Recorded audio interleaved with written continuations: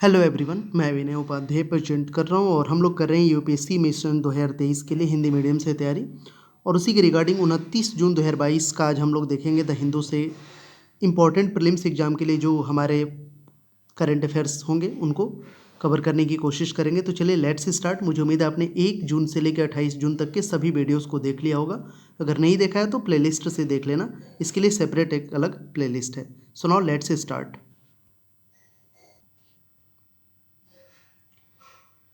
तो प्रीलिम्स के लिए सारे पॉइंट्स हम लोग देखेंगे आज कि मुक्त भाषण की रक्षा करें ऑनलाइन ऑफलाइन, झीलों के लिए प्रदर्शन ग्रेडिंग इंडेक्स पीजीआईडी, ओडीएफ स्थिति को बनाए रखने के लिए संशोधित स्वच्छ प्रमाणन प्रोटोकॉल, राजस्थान में यूरेनियम जमा, जीवाणु सीमेंट मोर्टार ईंट के लिए पेटेंट। इसके अलावा हम देखेंगे माइक्रो प्लास्टिक्स वायरस को पानी में लंबे समय तक जीवित रहने में मदद करते हैं, संक्रामक बने रहते हैं, ये अध्ययन। ये सारे पॉइंट्स हम लोग देखेंगे, फिर कुछ क्वेश्चंस देखेंगे अपने प्रीलिम्स में जो आ सकते हैं, संभावित क्वेश्चन। चलिए एक प्रश्न पूछ रहा हूँ, इसका आंसर कर देना कमेंट सेक्शन में कि पीएम गति शक्ति के मिशन के संदर्भ में निम्नलिखित कथन पे विचार करना है।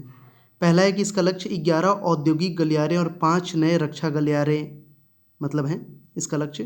दूसरा है कि राष्ट्रीय अवसंरचना पाइपलाइन को समाहित करेगा। तो इन दोनों में से कौन सही नहीं है, मतलब दोनों में कौन गलत को खोजना है, पहला गलत है या दूसरा या दोनों, ये बताना है। आपके पास ऑप्शन ऐसा रहेगा, कौन से सही नहीं है, तो पहला, दूसरा, दोनों या दोनों नहीं। इसका आंसर करिएगा कमेंट सेक्शन में। चलिए अब अपने सारे पॉइंट्स देखते हैं, फिर पॉइंट्स देखने के बाद कुछ क्वेश्चंस डिस्कस करेंगे। तो प्रीलिम्स एग्जाम के लिए इंपॉर्टेंट फैक्ट्स। फ्री स्पीच को सुरक्षित रखिए ऑनलाइन और ऑफलाइन, इसको पढ़ लेना। ये principle of resilient democracies statement से क्या है, global responsibilities, information, environment, civil society और इंक्लूजन एंड इक्वलिटी। तो भारत ने G7 देशों के साथ 2022 के रेजिलिएंट डेमोक्रेसी स्टेटमेंट पर हस्ताक्षर किए हैं। Got it.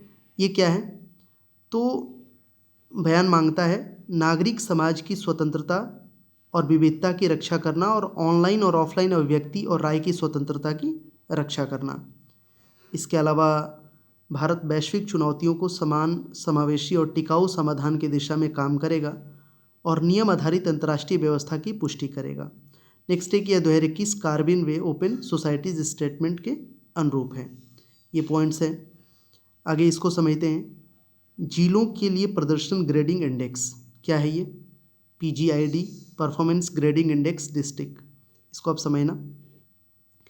तो वर्ष 2018-19 और 2019-20 के लिए पीजीआईडी पर पहली रिपोर्ट भारतीय जिलों में ग्रेड स्कूलों को जारी की गई थी। अब ये किसके द्वारा संचालित है, स्कूल शिक्षा और साक्षरता विभाग, शिक्षा मंत्रालय के तहत ये है। महत्व क्या है इसका, तो महत्व है स्कूली शिक्षा में हस्तक्षेप को प्राथमिकता देने में मदद करेगा। कार्यप्रणाली है जिलों को 10 ग्रेडों में वर्गीकृत करेगा, जैसे 90 अंक उत्कर्ष, मतलब 81 से 91 के परसेंट, इस तरह से। इसके अलावा आंकड़ा संग्रहण, unified district information system for education, NCERT के नेशनल अचीवमेंट सर्वे और DOACL के शगुन पोर्टल से होगा। राज्य प्राप्त करने वाले चंडीगढ़, गुजरात, केरल, दिल्ली, चंडीगढ़ शीर्ष पे है। जिला उपलब्धि में सीकर, झुंझुनू और जयपुर, ये सभी हैं। इसमें कोई दक्ष प्राप्त करने वाला जिला नहीं है। अन्य मैट्रिक्स, राष्ट्रीय उपलब्धि सर्वेक्षण, स्कूल समानता सूचकांक, ये सब चीज़ें इसमें आएंगी। नेक्स्ट है ये ODF की बात करें, ओपन डेफिकेशन फ्री स्टेटस जो होता है, क्या होता है इसको आप समझ लेना। ODF स्थिति बनाए रखने के लिए संशोधित स्वच्छ प्रमाणन प्रोटोकॉल। तो भारत स्वच्छ मिशन अर्बन 2.0 ने खुले में शौच में मुक्त ODF, ये देख रहे हो ना, ODF plus, ODF plus plus, water plus, ये सब चीज़ें ऐसे प्रोटोकॉल लॉन्च किए हैं, इसको समझ लेना तो फिर आप क्लियर हो जाओगे। SBMU को 2014 में सभी शहरी स्थानीय निकायों में 100% ODF का दर्जा हासिल करने के लिए लॉन्च किया गया था। तो 2.0 2021-22 से 2025-26 के चरण को संदर्भित करता है। अब ये राजस्थान में यूरेनियम वाला क्या मैटर है, मैप में भी इसको समझ लेना कहाँ कहाँ यूरेनियम है। तो यूरेनियम का विशाल भंडार सीकर जिले के रोहिल खंडेला तहसील में पाया गया है, जो राज्य की राजधानी जयपुर से 120 किलोमीटर से अधिक दूर है। अब स्थिति समझते हैं। झारखंड और आंध्र प्रदेश के बाद राजस्थान तीसरा राज्य है जहाँ यूरेनियम, जिसे दुनिया में दुर्लभ खनिजों में से एक माना जाता है, पाया गया है। विश्व में यूरेनियम के सबसे बड़े उत्पादक कजाकिस्तान, कनाडा और ऑस्ट्रेलिया हैं। अगर भारत की बात करें तो भारत ज़्यादातर कजाकिस्तान और कनाडा से यूरेनियम का आयात करता है। वाणिज्यिक राजस्थान सरकार ने भारतीय यूरेनियम निगम को आश्रय पत्र जारी कर यूरेनियम खनन के क्षेत्र में कदम रखा है। अब इसके उपयोग को समझेंगे तो यूरेनियम का उपयोग मुख्य रूप से बिजली पैदा करने के लिए, परमाणु ऊर्जा, दवाओं, रक्षा उपकरण, फोटोग्राफी के लिए भी किया जाता है। अभिलक्षण, तो यूरेनियम एक सिल्वर सफ़ेद धात्विक रासायनिक तत्व है। यूरेनियम U-235 इसका समस्थानिक है, एकमात्र प्राकृतिक रूप में पाया जाने वाला आइसोटोप है जो परमाणु विखंडन को बनाए रखने में सक्षम है। फिर ये समझते हैं जीवाणु सीमेंट मोर्टार ईंट के लिए पेटेंट। संयोजन में बैक्टीरिया को शामिल, ये इसको देख लेना, करने के साथ सीमेंट मोर्टार ईंट ताकत के मामले में पारंपरिक ईंटों से बेहतर होने का दावा करता है। एक संरचना का जीवन एक स्व उपचार संपत्ति रखता है। माइक्रोवियल क्रिएट कंपोजिट एक नए जमाने की सामग्री है जिसमें क्रैकिंग पर सेल्फ हीलिंग की संपत्ति होती है। क्रिया दरार के माध्यम से हवा और पानी के संपर्क में आने पर मिश्रित से प्रयुक्त गैर रोगजनक बैक्टीरिया द्वारा चुने कैल्शियम कार्बोनेट की वर्षा द्वारा होता है। अवक्षेपित चूना दरार को ढक देगा जिससे सतह की स्थिरता में सुधार होगा। इसको समझते हैं क्या है। माइक्रोप्लास्टिक्स वायरस को पानी में लंबे समय तक जीवित रहने में मदद करते हैं, संक्रामक बने रहते हैं। एक स्टडी आया है, इसको समझना। तो क्या है ये, मीठे पानी में छोड़े जाने के तुरंत बाद माइक्रोप्लास्टिक की सतह पर माइक्रोवियल कोशिकाओं या बायोफिल्म्स की एक परत बन जाती है और यह पोषक तत्वों से भरपूर कोटिंग सूक्ष्म जीवों के लिए एक मेहमान नवाज सतह बन जाती है जो तैरते हुए माइक्रोप्लास्टिक्स पर चढ़ जाती हैं। माइक्रोप्लास्टिक्स पर वायरस 3 दिन या उससे अधिक समय तक पानी में जीवित रहे। बायोफिल्म्स उपनिवेशित छर्रों से जुड़े वायरस पानी में बचे लोगों की तुलना में अधिक स्थिर थे। ये कुछ इंपॉर्टेंट पॉइंट्स देखे हम लोगों ने आज के रिगार्डिंग। क्वेश्चंस कुछ देखते हैं अब। चलिए बात करते हैं। क्वेश्चन है कि निम्नलिखित में से कौन सा देश हॉर्न ऑफ अफ्रीका का हिस्सा है। हॉर्न ऑफ अफ्रीका का हिस्सा है एरिट्रिया, सूडान, केन्या, जिबूती। कौन कौन से हैं। एक चीज़ मैंने नोटिस किया है, मैं ऑलरेडी आज हम लोग 29 जून का कर रहे हैं ना, 28 जून तक का मैंने वीडियो बनाया है, सब में ऐसे ही 2-3-4 क्वेश्चंस पूछे हैं, किसी ने भी आंसर नहीं किया है कमेंट सेक्शन में। तो आज से मैंने डिसाइड लिया है मैं क्वेश्चंस खुद बताऊंगा और खुद आंसर करूंगा। आप लोग ऑनेस्टली देख के वीडियो भाग जाते हो, ना कमेंट करते हो अच्छा लगा बुरा लगा, ना क्रिटिसाइज़ करते हो, ना अप्रिसिएट करते हो, ना शेयर करते हो, कुछ नहीं करते हो। तो सिंपल सी बात है, आज से क्वेश्चन मैं खुद लूँगा और खुद से सॉल्व करूँगा।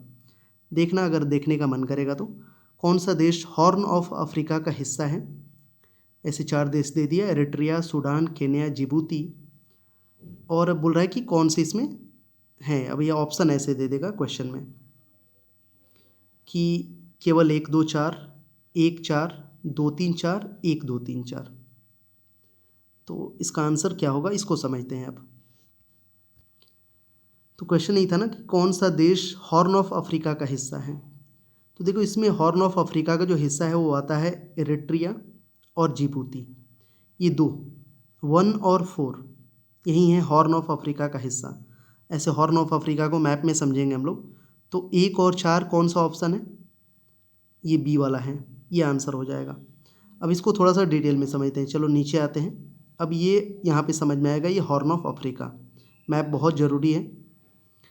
तो हॉर्न ऑफ अफ्रीका समझ में आ रहा है, कौन कौन सा, एरिट्रिया, जिबूती, सोमालिया, इथियोपिया। तो जिबूती तो है नहीं इसमें, जिबूती आप देख रहे हो बाहर है ना, ये तो इस वाले मैप से ये बाहर है, यही है ना। यानी इरिट्रिया, इथियोपिया, सोमालिया, ये इनको बोलते हैं countries making up the horn of Africa. Horn की तरह लग रहा है ऐसे, मतलब आप एक रख लो और ऐसे 2 होता है ना, तो ये वाला हॉर्न है, यही है the horn of Africa. Got it, समझ गए होगे, क्लियर हो गया होगा। तो इस तरह के क्वेश्चंस आते हैं, इसलिए एटलस देखा करो बार बार। एक और क्वेश्चन देखते हैं। निम्नलिखित में से कौन G7 समूह का हिस्सा है।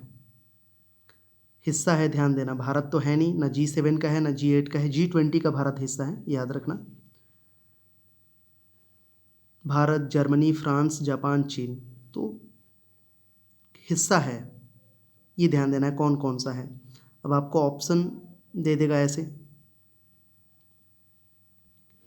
1 2 3 2 3 4 1 3 4 5 1 2 3 4 5। तो एक में तो इंडिया है, तो ये तो ऑप्शंस होंगे ही नहीं ना, ये तो ऑप्शंस होंगे ही नहीं।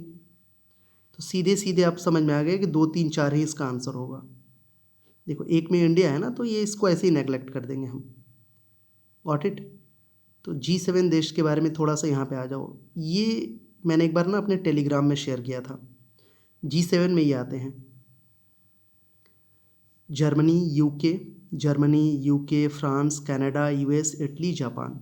G7 में। G8 में भी सेम यही है, बस इसमें रसिया ऐड हो जाता है। और G20 में ये 8 तो रहेंगे, 12 ऐड हो जाएंगे, और 12 ऐड होंगे तो इसमें इंडिया भी आ जाएगा। तो क्लियर हो गया ना, इसको देख लेना, स्क्रीनशॉट लेना है इसको, ठीक है, स्क्रीनशॉट ले लो ये। तो यूपीएससी मिशन 2023 हिंदी मीडियम के थ्रू आज हम लोगों ने कवर कर लिया 29 जून 2022 के रिगार्डिंग सारे इंपॉर्टेंट फैक्ट्स, कुछ क्वेश्चंस भी देख लिए। वीडियो कैसा लगा शेयर करना, कमेंट करके बताना, और thank you so much for watching this video. पीछे की सभी वीडियोस को जरूर रिवाइज करते रहिए। मिलते हैं नेक्स्ट वीडियो के साथ, तब तक के लिए बाय, टेक केयर।